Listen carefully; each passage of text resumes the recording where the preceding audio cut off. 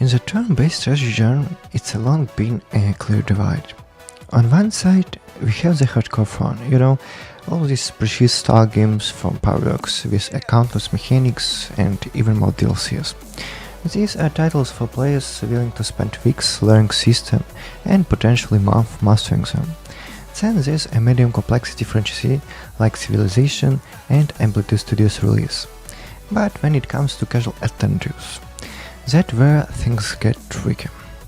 Casual strategy fans either have to dig for real games like the card-based Hexergy or dive into the mobile gaming hellscape with all of its pitfalls. Now, Yelled Fall Rome, creating the Roman Empire decline, attempts to fill this gap, and does with some success. This is one of these horror games where you can immediately identify both its concept and target audience. The type of player who never goes on the offensive in 4X strategies, never weaves complex conspiracies or plan world domination, but instead enjoy peacefully building structures. They call it playing for development. They also hate loading saves, preferring to start new games each time. If this sounds like you or someone you know, here's the news. Norwegian indie studio Beyond Words seems to be making this game specially for you. Calling it Simplified might sound dismissive, but it hits the mark, and the game doesn't seem ashamed of it. On one hand, all the familiar elements of Sid Meier's immoral series here. Cities with buildings and wonders, expansion through settles, a technology tree, hex improvements, luxury versus, political doctrines and religion spreading.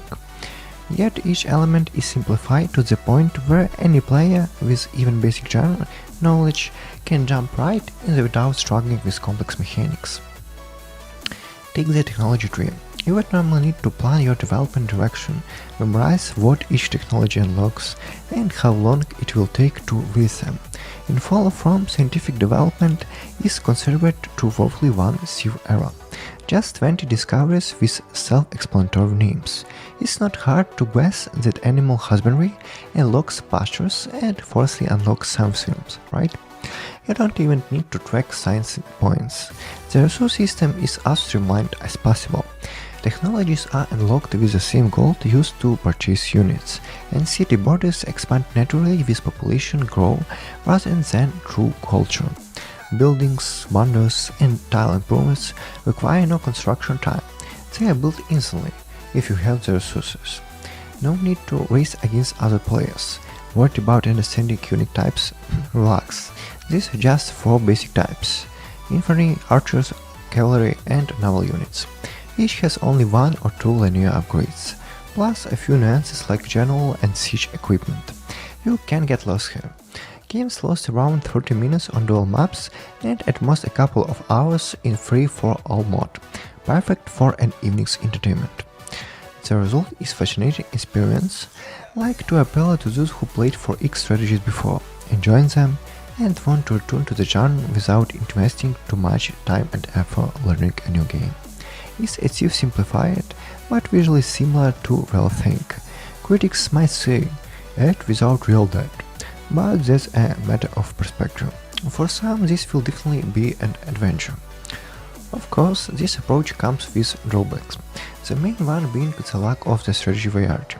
Games always unfold in roughly the same pattern, resembling the infinite expansion strategy from early civilization games. You build cities until you hit enemy borders, check what resources are nearby, research technologies to exploit them, the vacuum up resources, build structures, and choose the right moment to mass-produce adventure units for the blitzkrieg across the map. Works every time. The AI rarely offers meaningful resistance. Most genre games have checks against dominant strategies, not fair. There are no difficulty levels, no diplomacy whatever. The only feature that might introduce some variety is a change in victory condition. To win, you need to collect a certain number of crowns. Victory points are awarded for capturing cities and capitals, exploring the map, or building wonders. The campaign mode has predetermined crown requirements, where the avalanche method is almost always unstartable. In custom games, however, you can configure crown distribution yourself. With effort, you might find settings that encourage non-standard play. though you will have to sacrifice some mechanics from an already limited set. It's not that old. Fall of the Realm require no strategic skills whatever. Planning city territory development does not require calculation if you want maximum output from available resources. Building fall into three categories: basic structures, built on specific terrain types that provide small resource boosts like farms and sawmills, advanced buildings that generate more resources but require adjacency to basic structures like textile workshop needing nearby pastures, and late game buildings that can be placed anywhere but only benefit from each adjacent development tile. With limited territory, the needs to access your lands and plan development ahead is perhaps the game's most interesting aspect. However, the resource collecting approach sometimes leads to strange consequences. Most buildings don't increase per turn resource generation, but provide one-time gains.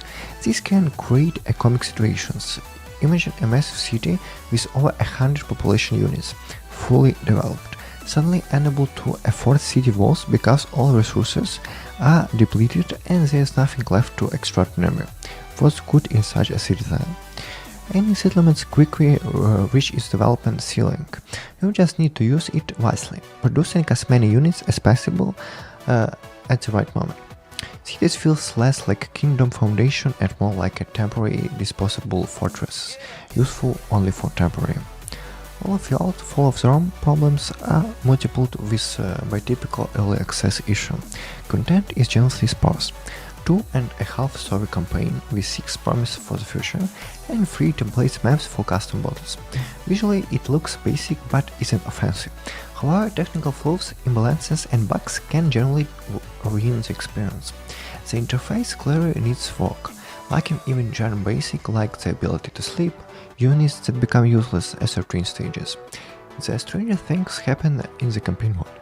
Playing a mid-campaign mission as barbarians, I need to capture just one enemy capital and find one random landmark to view. Time limit 50 turns. Sounds easy. I found my first city built structures, conducted initial reconnaissance, no enemies inside yet. By turn 7 I got a message. Mission failed. An enemy completed the objective before you. What happened?